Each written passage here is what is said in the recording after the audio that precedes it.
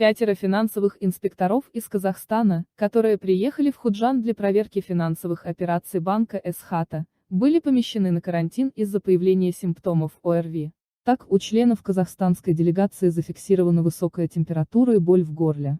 Между тем медики заявили, что тесты на COVID-19 у них были отрицательными, однако анализы отправили в Душанбе для дополнительной проверки.